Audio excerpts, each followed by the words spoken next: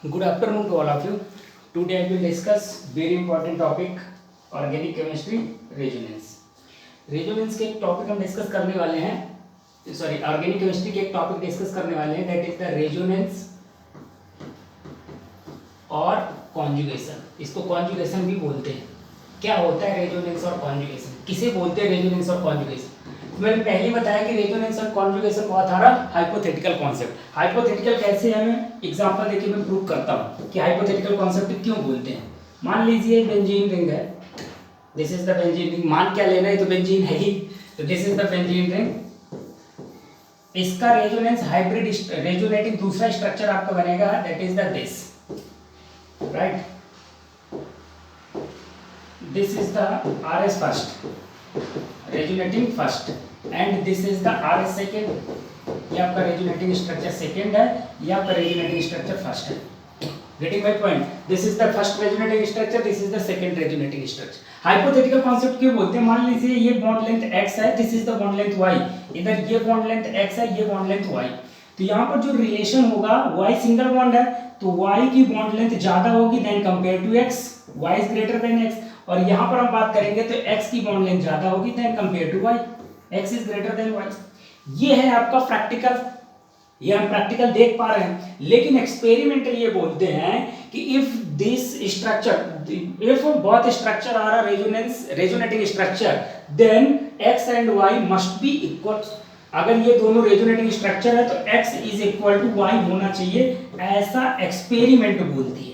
हम नहीं बोलते, ऐसा एक्सपेरिमेंट बोलती है. तो अब बात किसकी मानी जाए? ऑब्वियस सी बात है, एक्सपेरिमेंटल बात ही साइंस में मानी जाती है, जो एक्सपेरिमेंट से प्रूव कर चुके हो. ये तो हम थ्योरी में पढ़ रहे हैं, हमें दिख रहा है. तो ये कॉन्सेप्ट को प्रूव करने के लिए कि ये आपके दोनों इक्वल हो जाएंगे रेजोनेटिंग स्ट्रक्चर, तो ये इसका आपको एक से ज्यादा स्ट्रक्चर की जरूरत पड़ती है. मोर देन वन स्ट्रक्चर होंगे, that is known as resonating structure. इस बात को प्रूव करने के लिए एक्सपेरिमेंटल क्वांटिटी, ये x है, ये y है, इधर ये x है, ये y है, तो दोनों की बॉन्ड लेंथ सेम होगी. क्यों सेम होगी? उसका रीजन क्या है कि ये जो बॉन्ड है ये कंटिन्यू रोटेट करते रहते हैं, कंटिन्यूअस रोटेट करते रहते हैं. तो कंटिन्यूअस रोटेट करते रहते हैं तो इनके एक रेजोनेंस हाइब्रिड बन जाता है, जो आपने देखा होगा बेंजीन रिंग के अंदर एक सर्कल टाइप का होता है. इसको बोलते हैं resonance hybrid structure. This is the RH, very very stable structure. Resonance hybrid is more stable than compare to both resonating structure. तो ये है बेसिक फंडामेंटल रेजोनेटिंग हाइब्रिड. तो रेजोनेंट हाइब्रिड सबसे ज्यादा स्टेबल होता है as compare to resonating structure के compare में. Getting my point? Then second one is the, ये था बेसिक फंडामेंटल कि एक्चुअली में रेजोनेंस हाइपोथेटिकल कॉन्सेप्ट क्यों है. हाइपोथेटिकल इसलिए क्योंकि प्रैक्टिकल क्वांटिटी आपकी ये बोलती है, जबकि एक्सपेरिमेंटल क्वांटिटी ये है. तो एक्सपेरिमेंटल क्वांटिटी को प्रूव करने के लिए हम मोर देन वन स्ट्रक्चर पढ़ते हैं, इसलिए आपका ये हाइपोथेटिकल कॉन्सेप्ट है. क्योंकि प्रैक्टिकल में कुछ और आ रहा है, एक्सपेरिमेंट में कुछ और है. Getting my point? मैंने हाइब्रिडाइजेशन के केस में भी बताया था. देन टाइप्स ऑफ कॉन्जुगेशन की बात करेंगे. टाइप्स ऑफ कॉन्जुगेशन, अब बात कर लेते हैं टाइप्स ऑफ कॉन्जुगेशन. तो सबसे पहले जान लेते हैं व्हाट इज द रेजोनेंस, होता क्या है. तो resonance is the hypothetical concept, first point. Second one is the, it is the delocalization of charge with the help of pi bond from one atom to another atom. एक atom से दूसरे atom में charge का move करना with the help of pi bond, that is known as resonance, and whole phenomena is known as resonating structure. For example, अगर मैं बात करूं कार्बोनेट आयन की, देख लेते हैं. CO3-2 charge, carbonate ion CO3-2 charge. तो इसका स्ट्रक्चर बना के देखते हैं. Carbonate ion O double bond C single bond O minus, single bond O minus. तो इसका पहला रेजोनेटिंग स्ट्रक्चर 1 2 3, 2 और 3 के बीच का पाई बॉन्ड 1 और 2 में आ जाएगा, 1 का नेगेटिव चार्ज 3 में चला जाएगा. तो पहला resonating structure O single bond C double bond O double bond C. अब दूसरा रेजोनेटिंग स्ट्रक्चर इस वाले ऑक्सीजन पर आ जाएगा, इस वाले ऑक्सीजन पर नेगेटिव चार्ज, और 2 और 3 का पाई बॉन्ड 1 और 2 में चला जाएगा. तो इसका resonating second resonating structure O double bond C double bond O single bond O minus. This is the RS first, this is the RS second, this is the RS third. तो इसके total resonating structure third होंगे. अब resonance hybrid भी possible है. तो resonance hybrid का मतलब ये होता है कि जो आपके चार्ज और पाई बॉन्ड जहां जहां पर भी ट्रांसफर हो रहे हैं, मूव कर रहे हैं. मैंने बोला था the delocalization of charge, charge का देखो लोकलाइजेशन, वो यहाँ से इस ऑक्सीजन से इस ऑक्सीजन में चला गया, इस ऑक्सीजन से इस ऑक्सीजन में आया, तो चार्ज का डीलोकलाइजेशन हो रहा है with the help of pi bond. ये पाई बॉन्ड यहाँ पर आ गया, फिर ये पाई बॉन्ड यहाँ पर चला गया, मतलब पाई बॉन्ड का लोकलाइजेशन डीलोकलाइजेशन होगा with the help of charge either negative और positive, that is known as resonance and this whole phenomena is known as, ये सभी एक दूसरे के क्या है, दिस इज ये रेजोनेटिंग स्ट्रक्चर। अब इसमें रेजोनेंस हाइब्रिड कैसे बनेगा, तो रेजोनेंस हाइब्रिड देखिए, रेजोनेटिंग स्ट्रक्चर दो टाइप के होते हैं, एक होता है इक्वली कंट्रीब्यूटिंग रेजोनेटिंग स्ट्रक्चर, एक होता है अनइक्वली कंट्रीब्यूटिंग रेजोनेटिंग स्ट्रक्चर। कुछ टीचर बोलते हैं रेजोनेंस हर एक कंपाउंड का रेजोनेटिंग स्ट्रक्चर बना देते हैं, हालांकि वो गलत नहीं है, लेकिन रेजोनेंस हाइब्रिड सिर्फ इक्वली कंट्रीब्यूटिंग रेजोनेटिंग स्ट्रक्चर का बनता है, अनइक्वली कंट्रीब्यूटिंग रेजोनेटिंग स्ट्रक्चर का रेजोनेंस हाइब्रिड बनता ही नहीं है, फिर भी लोग बना देते हैं, जरूरत ही नहीं है। अगर अनइक्वली कंट्रीब्यूटिंग का मतलब ये है कि पाई बॉन्ड और नेगेटिव चार्ज या पॉजिटिव चार्ज जो भी चार्ज है आपका अनइक्वल तरह से डिस्ट्रीब्यूट हो रहा है from one atom to another atom, that is वो अनसिमेट्रिकल टाइप का कंपाउंड। अनसिमेट्रिकल नहीं बोल सकते क्योंकि अनसिमेट्रिकल तो आपका वो भी कंपाउंड हो जाता है जिसमें रेजोनेंस हाइब्रिड बनता है। तो इक्वली कंट्रीब्यूटिंग आप समझिए, इक्वली कंट्रीब्यूटिंग जिसमें इक्वली कंट्रीब्यूशन है चार्ज और पाई बॉन्ड का, उसमें रेजोनेंस हाइब्रिड पॉसिबल है, अनइक्वली कंट्रीब्यूटिंग में नहीं पॉसिबल होता है। Getting my point? देखिए रेजोनेंस हाइब्रिड, तो इसका रेजोनेंस हाइब्रिड कैसे बनेगा, O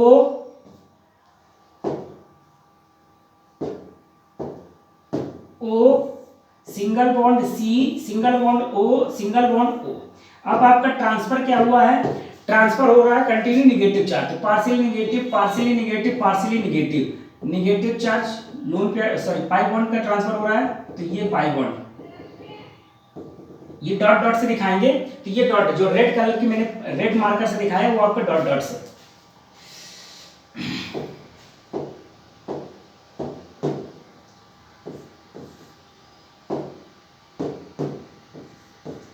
is it clear?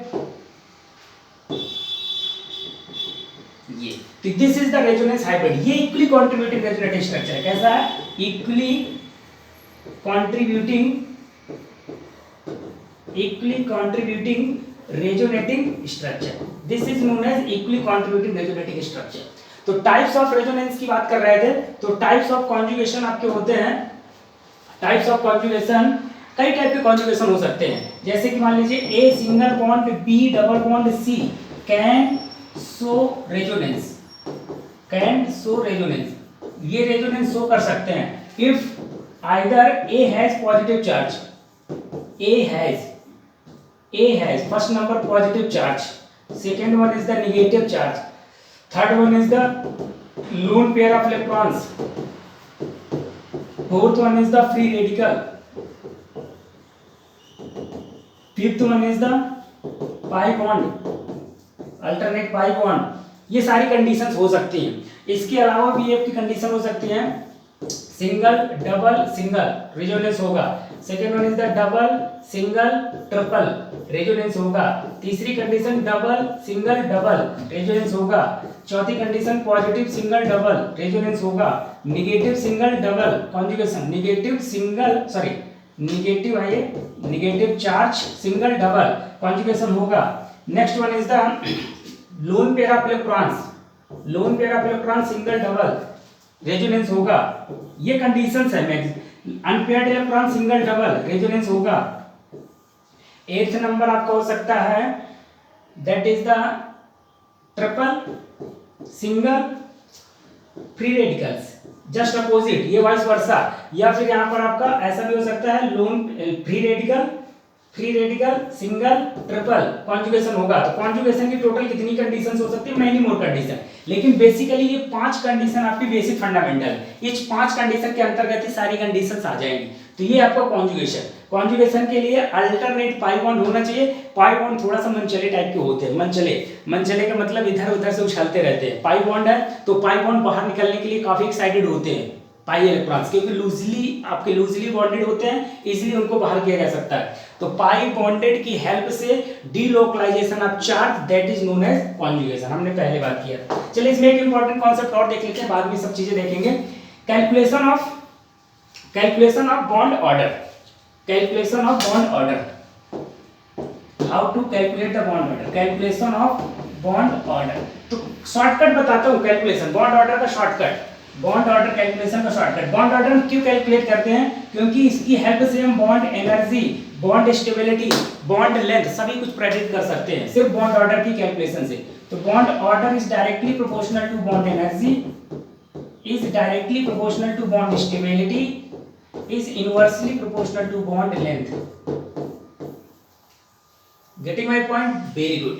Bond order directly proportional to bond energy, directly proportional to bond strength and inversely proportional to bond length. For example, ClO4 minus इस type के compound है, तो हम कैसे बॉन्ड ऑर्डर प्रेडिक्ट करेंगे? तो इसके लिए आपके लिए मैं फॉर्मूला बताता हूं आपको, that is the bond order is equal to total number of bonds.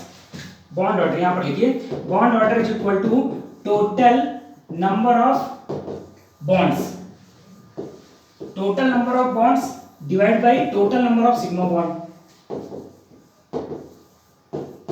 total number of sigma bonds। Getting my point? total number of bond divided by total number of sigma bond। Structure बनाकर देखेंगे। देखिए ये तो mathematical form है bond order calculate करने का लिखकर, मतलब स्ट्रक्चर बना के मैं इसका शॉर्टकट भी बता दूंगा कैलकुलेशन करने का।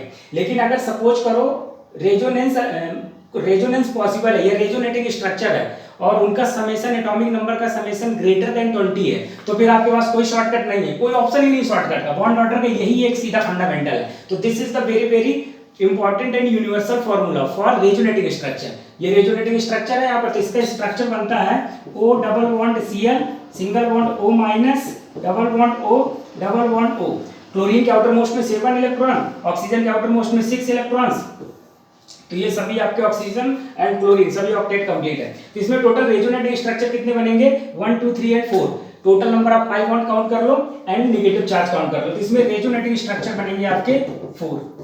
अब बॉन्ड ऑर्डर कैसे कैलकुलेट करेंगे? तो बॉन्ड ऑर्डर के लिए जो मैंने फॉर्मूला बताया, that is the total number of bonds 2 2 2 2 + 2 + 2 + 1, that is the 7, divide by total number of sigma bond 1 + 2 + 3 + 4, that is the 4।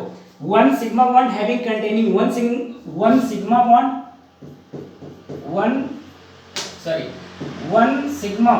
that is the one sigma, one double bond, that is the one sigma and one pi। ये तो आपको मालूम ही होगा, नहीं मालूम तो basic fundamental में आपको जीओसी में बताया जाएगा।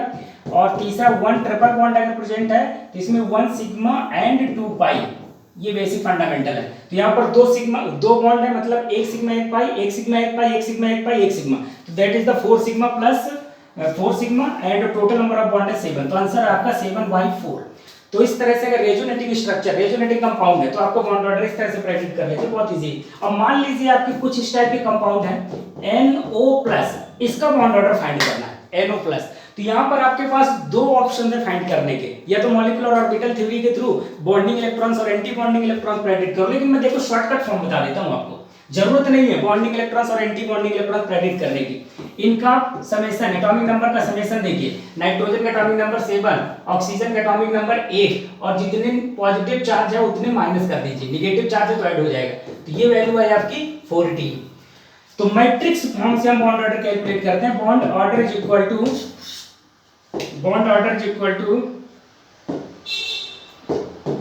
bond order is equal to that is the 1/2 2 2 2 2 6 and 6। इसको बोलते हैं, पहली वाली रो को बोलते हैं बॉन्डिंग इलेक्ट्रॉन्स,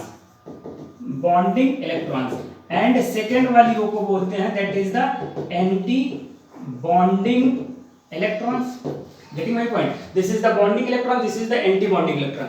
इसका बॉन्ड ऑर्डर कैलकुलेट करना है, तो bond order is equal to that is the 1/2 bonding electrons 2 2 2 2 8 6 14 0। तो ये आपको हो जाएगा, दैट इज इनको आप बॉन्ड ऑर्डर का फॉर्मूला आपको पता है, तो bond order is equal to 1/2 Nb minus Na। Nb का मतलब है बॉन्डिंग इलेक्ट्रॉन्स और Na का मतलब है एंटी बॉन्डिंग इलेक्ट्रॉन्स। ये बॉन्डिंग इलेक्ट्रॉन्स है, ये एंटी बॉन्डिंग इलेक्ट्रॉन्स है। अब आपको मॉलिक्यूलर ऑर्बिटल थ्योरी के थ्रू इलेक्ट्रॉनिक कॉन्फ़िगरेशन करने की नीड नहीं होगी, sigma 1s2 sigma star 1s2 sigma 2s2 sigma star 2s2 वो नहीं करना पड़ेगा। This is the shortcut method. ये आपका शॉर्टकट मेथड है for calculation of bond order. तो that is the 1/2 two two two two, ये तो मैंने लिख लिया ना। तो बॉन्ड ऑर्डर का शॉर्टकट में, तो bond order is equal to 1/2, ये वैल्यू हो जाएगी 2 + 2 4 + 6 10 -4, that is the 6 divide by 2, that is the 3.0। तो बॉन्ड ऑर्डर आपका हो गया 3.0 आंसर। क्लियर है? तो ये आपका 3.0। इस तरह से हम बॉन्ड ऑर्डर प्रेडिक्ट करते हैं। नाउ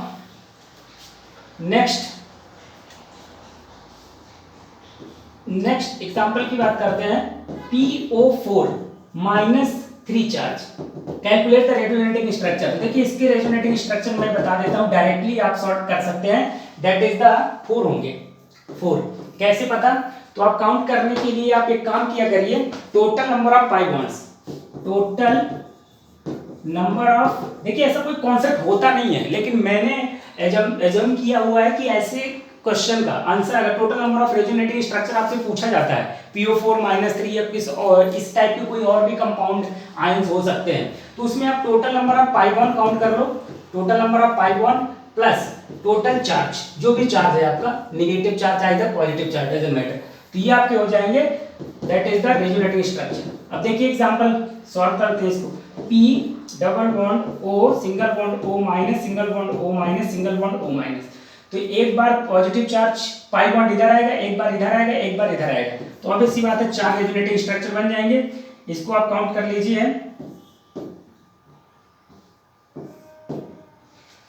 1 2 3, 1 और 2 का, सॉरी 2 और 3 का पाई बॉन्ड 1 और 2 में आ जाएगा, और 1 का नेगेटिव चार्ज या पॉजिटिव चार्ज 3 में चला जाएगा। वेरी इजी है, बहुत इजी है, होता ही नहीं है इसमें कुछ। Negative charge single P double bond O single bond O- single bond O-, second resonating structure इनके बीच में बनेगा 1 2 and 3, 1 2 and 3, 1 2 and 3, तो सेकंड इनके बीच में बनेगा, that is the O negative charge P O negative charge double bond O single bond O-, और last resonating structure इनके बीच में बन जाएगा, दैट इज द 1 2 and 3, तो ये आपका बनेगा O negative charge P double bond O single bond O- single bond O-, that is the resonating structure first, second, third and fourth. तो 4 रेजोनेटिंग स्ट्रक्चर बन जाएंगे। मैंने पहले बता दिया था बिना काउंट किए हुए कि रेजोनेटिंग स्ट्रक्चर 4 बनेंगे, है ना। तो इस टाइप के क्वेश्चन को आप कैसे करते हैं? Total number of pi bond plus total number of charge either positive और नेगेटिव, तो डायरेक्टली प्रेडिक्ट कर सकते हैं। अब रिंग के अंदर मैं कॉन्जुगेशन दिखाता हूं, हालांकि मैंने जीओसी में भी डिस्कस किया और जीओसी में भी डिस्कस करते हैं कि रिंग के अंदर कॉन्जुगेशन कैसे होता है। चलिए, तो एक रेजोनेटिंग स्ट्रक्चर रिंग के अंदर देख लेते हैं। एग्जांपल है आपका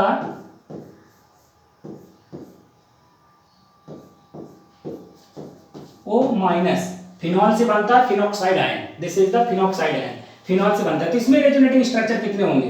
तो आपको कैलकुलेट करने की जरूरत नहीं है, directly number of pi bond देखो प्लस 4, तो इसमें देखिए भैया RS बनेंगे 4, RS बनेंगे 4, बनाकर देख लो, RS बनेंगे 4। पहला रेजोनेटिंग स्ट्रक्चर 1 2 और 3, 2 और 3 का पाई बॉन्ड 1 और 2 में जाएगा, 1 का नेगेटिव चार्ज 3 में आ जाएगा। इट्स वेरी वेरी इजी, इससे ज्यादा कुछ इजी हो ही नहीं सकता, है। पहला रेजोनेटिंग स्ट्रक्चर बन गया। Then second resonating structure 1 2 and 3, 2 और 3 का पाई बॉन्ड 1 और 2 में चला जाएगा, 1 का नेगेटिव चार्ज 3 में आ जाएगा, दैट इज द दिस, ये पाई बॉन्ड इधर आ गया और ये नेगेटिव चार्ज। लास्ट 1 2 और 3, 2 और 3 का पाई बॉन्ड 1 में आ जाएगा, दैट इज द यहां पर आ जाएगा, नेगेटिव चार्ज आपका यहां पर आ जाएगा, और ये पाई बॉन्ड आपका इधर आ जाएगा, और यहां पर तो पाई बॉन्ड है नहीं, ये pi bond as it is. अब जो लास्ट स्ट्रक्चर रेजोनेंस हाइब्रिड का बनेगा, वो रेजोनेंसिंग हाइब्रिड स्ट्रक्चर बन जाएगा, ये वाला नेगेटिव चार्ज 1 2 and 3, तो this is the 1 2 and 3, 1 2 and 3, that is the pi bond, इधर पाई बॉन्ड, इधर पाई बॉन्ड, और ये आपका सिंगल बॉन्ड O-। देख लीजिए ये वाला structure, resonating structure first, this is the resonating structure second, this is the resonating structure third, this is the resonating structure fourth और this is the resonating structure. भैया बहुत सारे टीचर इसको count कर लेते हैं, आप लोग इसको काउंट मत करना। फर्स्ट एंड फिफ्थ आइडेंटिकल है, अगर आइडेंटिकल है तो फिर कैसे काउंट हो जाएगा। अब आप बोलोगे कि यार रेजोनेटिंग स्ट्रक्चर तो सभी आइडेंटिकल होते हैं, या सभी आइडेंटिकल होते हैं, लेकिन आपस में सेकंड थर्ड और फोर्थ ये आइडेंटिकल नहीं है। तो फर्स्ट आपका सिमिलर टू, आइडेंटिकल भी ना बोलो, आप सिमिलर बोल दो। First is structure similar to fifth, तो फर्स्ट और फिफ्थ आपके एक ही काउंट होंगे, तो टोटल नंबर ऑफ आरएस बनेंगे 4, इससे ज्यादा आरएस नहीं बनेगी। और भी ज्यादा हम आरएस के लिए मतलब और ज्यादा आरएस की डिटेल में डिस्कशन करने के लिए नेक्स्ट लेक्चर में मिलेंगे। इसमें बहुत इंपॉर्टेंट टॉपिक्स हैं, stability of conjugation, stability of resonating structure काफी ज्यादा इंपॉर्टेंट है। फिर हम कैटायंस के बारे में, कार्बोकैटायंस की स्टेबिलिटी भी रेजोनेंस की हेल्प से देखेंगे, फ्री रेडिकल्स, कार्बन आयंस, तो ये सब जीओसी में डिस्कस करते हैं। आज मेरा सिर्फ बेसिक फंडामेंटल बताना था कि रेजोनेंस होता क्या है, रेजोनेंस के स्ट्रक्चर कैसे बनते हैं। थैंक यू वेरी मच, आज के लिए इतना ही। Have a nice day.